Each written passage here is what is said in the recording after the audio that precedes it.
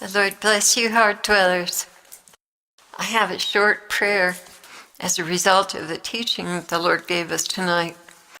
Lord Jesus, you are so tender and compassionate with souls. Please help me to have a tender heart as well, and not be so concerned about my concerns and agendas, but more concerned about the wounded and ministering to them. Amen. Well, this all came about because I've been a little bit testy lately in the process of moving different helpers. Things don't look like they're getting done properly, and I've spoken out gently but firmly.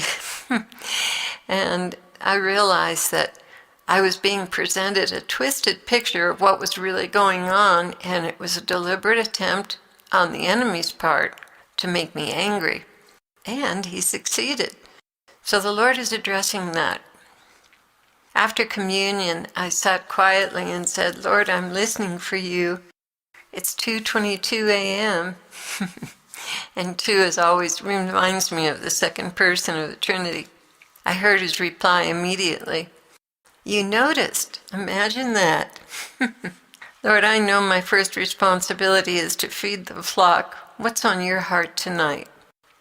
Because I was thinking of working on music, but I wanted to see what he had first. He began, your trust is so important to me, my love. So much I want to do that requires your belief in me and in yourself. So much. I can see you're making valiant efforts to forsake your unbelief. That's very pleasing to me. I love it when you're told something outrageous and you answer, well, he can do anything he wants to, even working with a poor vessel like me. I love it when you say that because it shows me you're abandoned to my will and pleasure, no matter how impossible it seems. Your confidence in me makes my heart swell with joy. I'm so glad I bring you joy, Jesus. Oh, you do, much joy. Even working with frail souls, you go out of your way to make them comfortable and make amends. Here he's referring to a situation today where I kind of got impatient and made a remark, and I could see it hurt someone, and I came back and apologized afterwards. Anyway, the Lord continued. He said, people are so important to me. Of all the things you do, comforting souls brings me the most relief. So many hurt and have no one to encourage them. That's your calling. Whether it be in song or spoken word or letters, that is your calling. Comfort them for me. I ache for the loneliness and alienation that my children have because they do not know my nature. If only they knew how much I care, Clare. If only they knew. They wouldn't be afraid to come to me.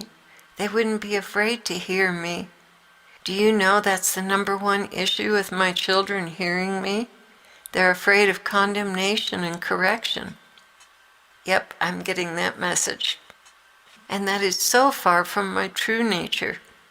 You don't rebuke a baby or a broken soul. You comfort them. That's my heart, but so few know it. Even the ones who suspect it are still afraid. I really want to remedy this, and that's what's troubling me the most. They do not know my character, and your sharing has helped break down that wall of separation they have put up.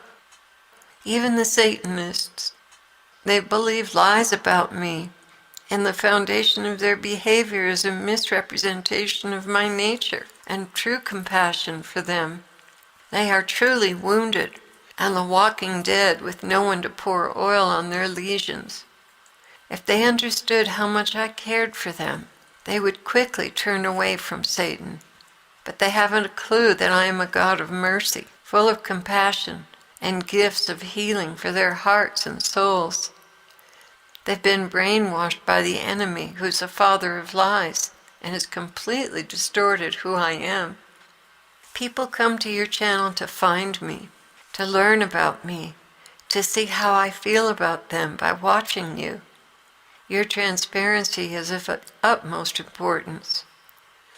Nothing would please me more than just one soul to see and hear me as I am, and yet I am blessed with hundreds now who understand me and my very real need for their fellowship. It is excruciating to me to stand by a soul and see them suffer, knowing that if they would only reach out to me, I would comfort them and console and heal them.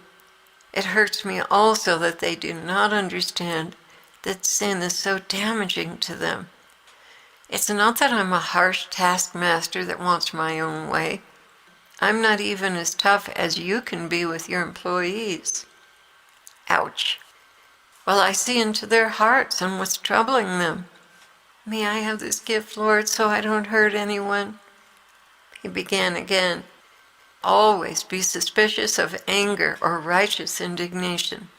Many times that is the enemy provoking you to correct someone when they are already broken inside.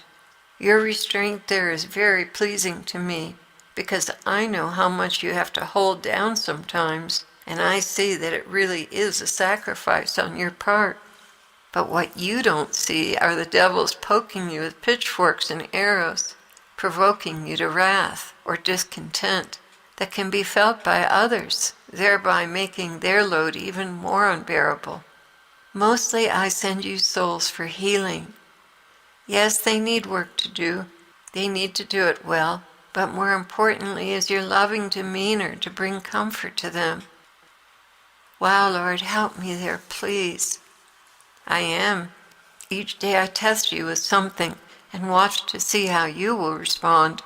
Will you take the bait or will you wait? Waiting, patience, is a big virtue when it comes to human nature and souls, like the fish that I gently picked up and put in the boat. Well, a little bit of explanation there. Ezekiel had a dream that he was fishing with some pastors. Jesus was in the boat, and they would catch something and reel it in, unceremoniously dropping the poor creature hard on the deck. Of course, the fish would die very quickly. But then the Lord was in the boat, and he reached out his hands, gently lifted the fish into the holding tank, letting them go gently, and they all survived. I wish for you, Jesus continued, to exercise that virtue more in your dealings with others. It will reflect who I am with much more accuracy. There are several times during the day that you get spiked with provocation. If you could see where it originated from, you wouldn't react. Please pay more attention to that. The enemy is stealing your energy in this way. Yeah, I'm really wiped out tonight. They feed on anger, you know. Not only that, they want to use you to discourage others. By all means, short-circuit their access to your buttons and wait on me. I will tell you what's really going on. Wouldn't you like that, more than reacting and having to hold it down? Yes, Lord, truly I would. Thank you, I need this help. Well, that's why we are talking about it. I know your heart, and I want to satisfy that desire to care for others. It's hard, very hard to undo an unfair or untimely comment. It stings the other person and they react in discouragement and rejection. That's the last thing they need. Well, I've been thinking about a situation that I came across today, and I just wondered what I should do. The Lord answered me, well, you could lay down the ground rules and let them discover how those dynamics are impacting their lives. But do stay away from condemnation or they won't hear you. You have had a lot of experience with the repercussions of being critical of others. You know well how that opens the door. They don't. It's not in their universe, not in that way. And further, they don't see how much they do it. Just like you. You don't know how bad of a habit it is until it was brought to your attention, and then you saw it constantly. That's what made you try to stop. I do oppose the proud, but give grace to the humble. So if you're having continual obstacles and issues in your life, look for a habit of criticism. And of course, especially with relatives and those you owe the greatest respect for, namely your parents and your husband. I cannot bring this lesson up too much, heart dwellers. Many of you are still indulging in judgment and criticism. Do you know the news is set up to provoke you to judge so the door can swing wide open for oppression? Well, it's true. You see a slanted report influenced by demons. You become enraged and indignant and pass judgment on the parties that are involved. Yet you know nothing of the true situation behind the scenes. This is how the media experts mind control others. It is one among many techniques, but one that is sure to elicit an immediate response. That's why they're shredding the president continually. That's why they publicize the worst stories. And once more the demons feed on your anger. That energy is like life's blood to them. It comes out of you and they grab hold of it to become stronger. It is energy, electrical energy, and they have a way of assimilating it into their own being. You should see the demons that feed on traffic delays. You literally would not believe your eyes. An accident creates a serious roadblock and delay, and an army of demons comes in to feed off the negative energy. People finally get home and they're exhausted from anger. This is no exaggeration. It happens every day. Anger and fear are powerful energy sources for the evil ones. That is why they're constantly provoking this response in others. Forewarned is forearmed. Now I've given you a clue as to where your energy goes when things don't go well or something is left undone or sloppy. How many times today were you provoked to anger or irritation? Well, I thought about it for a while, and I thought maybe 5. He said, no, try 7. 7? Yes, 7 and almost 8, but you caught yourself. Irritation is a big flashing red light. It shouts, demonic provocation, demonic provocation. Pay attention to that and don't go for the bait.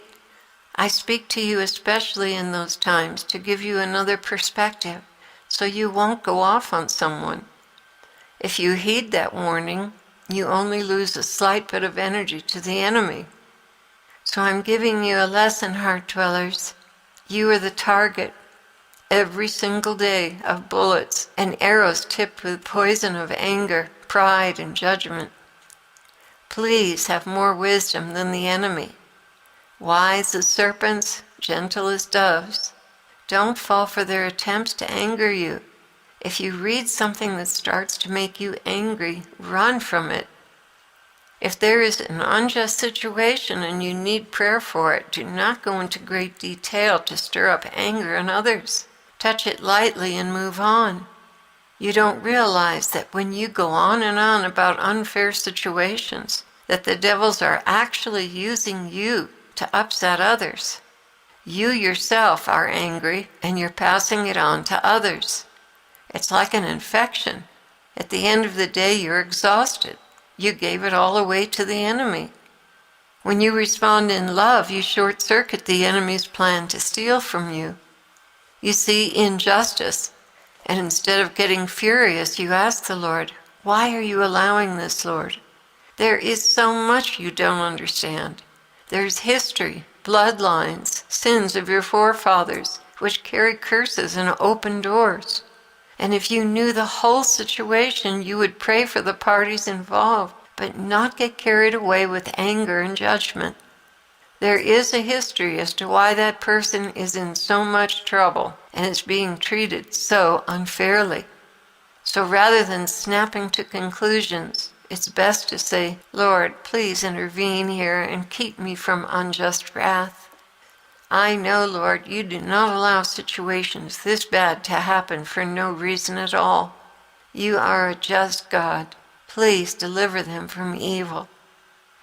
Then drop it. You see, this is where the gossip chain steals the most energy from my people.